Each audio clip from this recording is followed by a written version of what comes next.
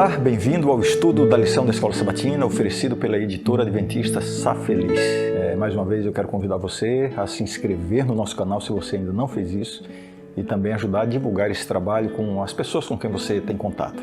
Isso realmente vai contribuir para que cada vez mais pessoas sejam alcançadas com essa motivação diária de estudo ou para estudar a Palavra de Deus, tá bom? Agradeço muito a sua colaboração e o seu apoio nesse sentido. O título da lição desta semana é Jesus, o sacerdote fiel. E vamos começar com o verso para memorizar. Hebreus 7, 26, que diz assim: porque nos convinha um sumo sacerdote como este, santo, inculpável, sem mácula, separado dos pecadores e exaltado acima dos céus. A lição desta semana se concentra especialmente em Hebreus capítulos 5 e 7. Essa seção do livro, incluindo o capítulo 6, ou seja, capítulos 5, 6 e 7, essa seção apresenta uma análise cuidadosa do sacerdócio de Cristo. E para entender a obra sacerdotal de Jesus, nós temos primeiro que entender como o pecado afetou o nosso relacionamento com Deus e a nossa própria natureza. Para você entender a ação de um medicamento, você precisa primeiro entender quais são os efeitos da doença para poder ter o medicamento adequado. O pecado é, em essência, a separação de Deus. Só que a separação de Deus nos trouxe à família humana consequências trágicas. O pecado degradou a natureza humana, implantou no ser humano uma natureza pecaminosa, que é a tendência natural para fazer o que desagrada a Deus. Antes da queda, a desobediência à lei de Deus era algo estranho à natureza humana. Depois do primeiro ato de desobediência, não pecar é que passou a ser algo estranho à natureza humana. Agora vamos pensar na santidade de Deus. Deus é tão santo que o pecado estabeleceu um abismo entre nós e Ele, por causa da nossa condição pecaminosa. Daí a necessidade de um intercessor, um mediador, a fim de que o ser humano pudesse se reconectar a Deus. E a mediação só poderia ser eficaz se o mediador não estivesse também contaminado pelo pecado. É por isso que o sacerdócio levítico podia apenas ser um símbolo do sacerdócio de Cristo. Jesus é o único realmente livre de pecado. Não somente livre da prática do pecado, porque ele não cometeu pecado, mas também livre da inclinação, da natureza, da tendência para o pecado. Por isso o texto afirma, santo, inculpável, sem mácula, separado dos pecadores. Esta semana nós vamos conhecer e compreender melhor a obra sacerdotal de Jesus. Eu tenho certeza que será uma experiência maravilhosa para a sua vida espiritual e para a minha também. A lição de domingo tem como título Sacerdote em favor dos seres humanos. Para o estudo de hoje é importante que você leia com calma e atenção Hebreus capítulo 5, versículos 1 a 10. Hebreus 5, 1 a 10. Não vou ler aqui para não tomar o pouco tempo que nós temos para esse vídeo. Essa passagem, repito, Hebreus 5, 1 a 10, mostra a superioridade de Cristo como sumo sacerdote em comparação com o sacerdócio levítico. Os sacerdotes do Antigo Testamento eram seres humanos normais e tinham que oferecer sacrifícios não somente pelos pecados do povo, mas também pelos seus próprios pecados. Eles estavam na mesma condição de necessitados de perdão e misericórdia que todas as demais pessoas. Eles podiam entender as fraquezas humanas, porque eles mesmos participavam dessas fraquezas. Mas Jesus é apresentado como sendo superior. Primeiro porque ele não foi escolhido entre os seres humanos. Ele é Deus que se fez homem. Ele não precisou oferecer sacrifícios pelos seus próprios pecados, como os sacerdotes do Antigo Testamento, porque ele não tinha pecado. Estava livre de toda contaminação moral. A morte de Jesus na cruz foi o que a Bíblia chama de segunda morte. Não que ele tenha morrido mais de uma vez. Segunda morte é uma expressão que designa o banimento completo da presença de Deus. O clamor de Cristo na cruz revela isso, quando ele clama, Deus meu, por que me desamparaste? Jesus não veio para nos livrar da morte física, biológica. Todos os dias morrem pessoas que creem em Cristo. ele veio nos livrar da morte eterna, da segunda morte. Por isso ele teve que sofrer essa categoria de morte, o banimento completo da presença de Deus, a segunda morte. E por que ele pode nos livrar da segunda morte? Porque Deus o ressuscitou. E isso o qualifica como nosso intercessor e sumo sacerdote. E é isso o que tornará possível a ressurreição daqueles que morrem em Cristo, que vai acontecer na segunda vinda de Jesus. O texto mencionado, Hebreus 5, versículos 1 a 10, também menciona que Jesus aprendeu a obediência através do sofrimento. Não que ele fosse desobediente antes disso, e por isso aprendeu a obedecer, mas porque antes ele já era Deus e não tinha que obedecer a ninguém. Mas ele veio e se humilhou a ponto de aprender a obedecer. E isso o qualifica como nosso intercessor e sumo sacerdote. E no verso 9 é afirmado que ele foi aperfeiçoado. Não significa que ele era imperfeito antes, mas que ele pisou nas mesmas pedras e espinhos que nós pisamos e por isso ele está apto para ser o nosso intercessor e nosso sumo sacerdote.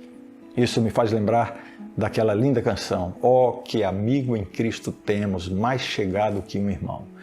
Jesus é nosso amigo, Jesus é seu amigo. Você pode contar com ele para tudo e a qualquer momento. Ele é o nosso sumo sacerdote. A função sacerdotal de Cristo consiste em nos socorrer em nossas debilidades e fraquezas e nos reaproximar de Deus. Nunca esqueça disso. O título da lição de segunda-feira é Segundo a Ordem de Melquisedeque. Quem foi Melquisedeque? Esse personagem aparece em Gênesis, no capítulo 14. Depois de uma batalha vitoriosa de Abraão contra vários reis que tinham capturado seu sobrinho Ló, Melquisedeque entra em cena. Ele veio até Abraão com pão e vinho e abençoou Abraão.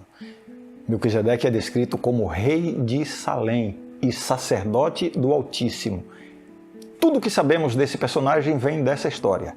A Bíblia não menciona a sua origem, nem a sua genealogia, nem como nasceu, nem como morreu.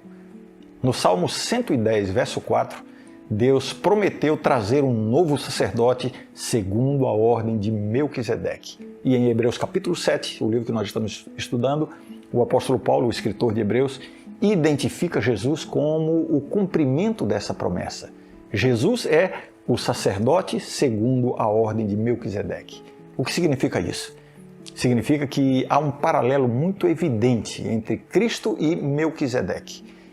Melquisedeque era rei e sacerdote ao mesmo tempo. No sacerdócio levítico do Antigo Testamento, isso não era possível. Jesus é apresentado em Hebreus como rei e sacerdote.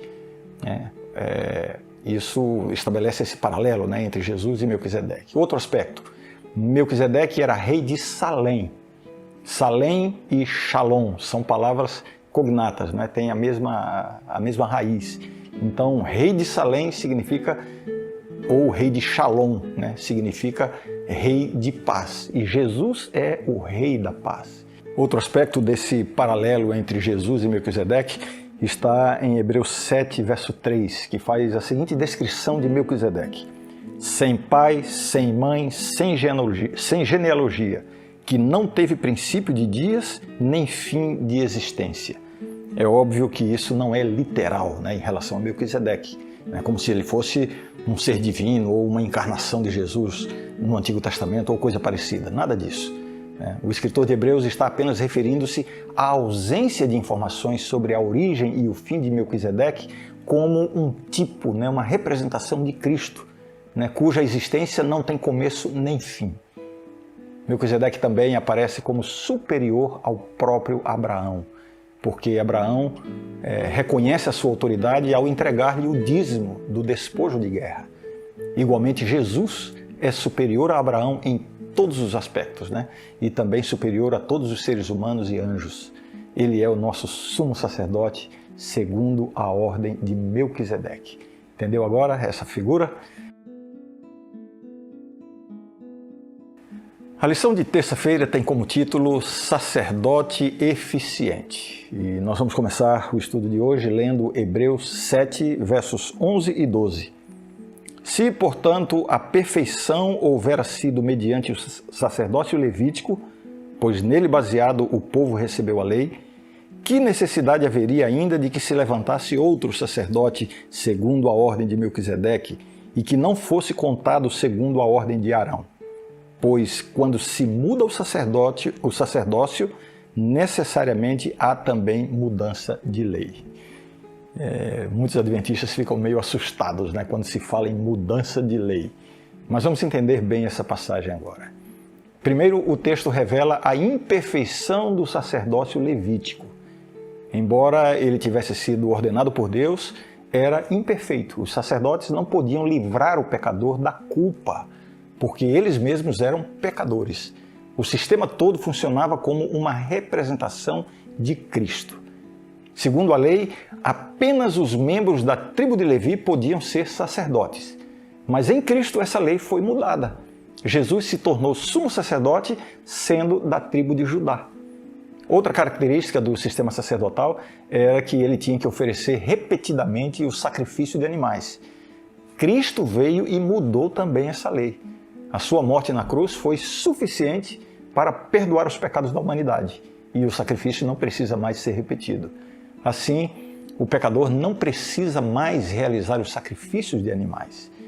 O argumento aqui em Hebreus 7:11 é que o sacerdócio de Melquisedeque não é apenas superior ao sacerdócio levítico, mas que o substituiu, né? O sacerdócio segundo a ordem de Melquisedeque. Agora já não é mais o sacerdócio levítico, e sim o sacerdócio segundo a ordem de Melquisedeque, o sacerdócio de Cristo. Esse é um sacerdócio superior, perfeito e eficiente. E nele encontramos perdão e poder, livres da culpa e libertos do poder do pecado. Sacerdote eterno, esse é o título da lição de quarta-feira. O capítulo 7 de Hebreus é fundamental para a compreensão do sacerdócio de Jesus, né? Já falamos isso desde o início dessa semana, do estudo dessa semana. O versículo 16 do capítulo 7, por exemplo, afirma o seguinte: constituído não conforme a lei de mandamento carnal, mas segundo o poder de vida indissolúvel. Já vimos aqui anteriormente a superioridade do sacerdócio de Cristo em comparação com o sacerdócio do Antigo Testamento. Os sacerdotes humanos eram mortais e falíveis. Jesus é eterno e infalível. No Antigo Testamento, o simbolismo da intercessão sacerdotal apontava para o perdão dos pecados. A intercessão de Cristo em nosso favor abrange muito mais do que o perdão dos nossos pecados.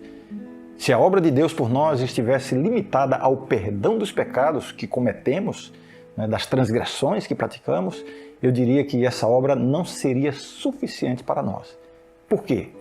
Porque o nosso maior problema não é a culpa pelos pecados que cometemos. A morte de Cristo na cruz foi suficiente para termos o perdão e a libertação de toda a culpa, de todos os pecados que já cometemos, né? O nosso maior problema realmente tem a ver com a nossa condição interior, com as nossas inclinações para seguir pecando.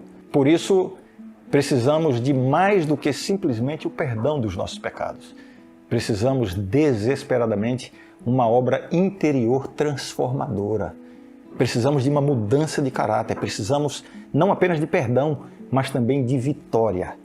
E a mediação de Cristo abrange esse aspecto. É através da obra intercessora de Cristo que o Espírito Santo é capaz de escrever a lei de Deus em nosso coração. Isso envolve mudança de vida. É claro que esse não é um processo imediato, instantâneo. É uma obra de toda a vida. A intercessão de Cristo também nos faz testemunhas vivas do amor de Deus a outras pessoas. Como Jesus Cristo é sacerdote para sempre e como ele tem uma existência eterna para desempenhar o sacerdócio, ele nunca poderá ser substituído. A anulação da lei significou a abolição do sacerdócio. Portanto, estamos aqui falando da anulação da lei cerimonial, né? Mas ninguém pode anular o poder de uma vida sem fim, ou vida indissolúvel, como diz o texto que nós lemos. A lógica, então, se mantém. Jesus Cristo é um sacerdote para sempre. O escritor de Hebreus tinha em mente a tentação que seus eleitores enfrentavam de voltar ao velho sistema do templo. Por isso ele lhes lembrou, em Hebreus 7,19 especificamente, que Jesus Cristo realizou o que a lei nunca poderia realizar. Ele trouxe uma esperança melhor e ele nos permite aproximar-nos de Deus. Ele é o nosso sacerdote eterno. O título da lição de quinta-feira é Sacerdote sem Pecado. A lição de hoje está baseada em Hebreus capítulo 7, verso 26. Este versículo apresenta 5 características de Jesus como nosso sumo sacerdote. Fique atento. Hebreus 7, 26 diz: com efeito, nos convinha um sumo sacerdote como este, santo, inculpável, sem mácula, separado dos pecadores e feito mais alto do que os céus. Um comentário rápido sobre cada uma dessas características. Primeiro, santo. Significa que o seu relacionamento com Deus era completo, sem falhas. Número 2, inculpável. Significa que ele não teve nenhum desvio de conduta. Sua obediência à lei de Deus foi perfeita. Não tem nenhuma culpa. Terceiro, sem mácula. Significa mais do que conduta ou obediência perfeita. Essa expressão revela a condição de sua natureza humana. Ele estava completamente livre da mancha do pecado. Não possuía nenhuma inclinação ou tendência natural para pecar. Ou seja, não tinha em sua natureza a mácula ou a mancha do pecado. Quarta característica mencionada no texto, separado dos pecadores. Revela que, embora ele fosse completamente humano, ele não estava na categoria de pecador. Isso confirma exatamente a característica anterior, de que ele não compartilhou com o ser humano a natureza pecaminosa. Ele é de outra categoria. É um de nós, mas não é um como nós.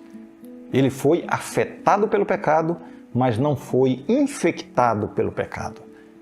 Quinta característica, que diz, feito mais alto que os céus. Essa expressão o coloca em nível de igualdade com Deus, acima de qualquer criatura na terra ou no céu. Essas qualificações de Jesus fazem dele alguém perfeitamente apto para nos ajudar e nos socorrer em nossas lutas e tentações. Ele foi tentado em tudo como nós, mas sem pecado. Ele conhece o caminho, ele pode nos guiar em cada passo da obediência. Nele temos um exemplo perfeito a seguir. Quando você se sentir desanimado e desmotivado, ou talvez carregado pela culpa, lembre-se que Jesus é o seu sumo sacerdote, sem pecado, e que através dele você pode receber perdão e restauração na sua vida. Um grande abraço e até amanhã. Tchau.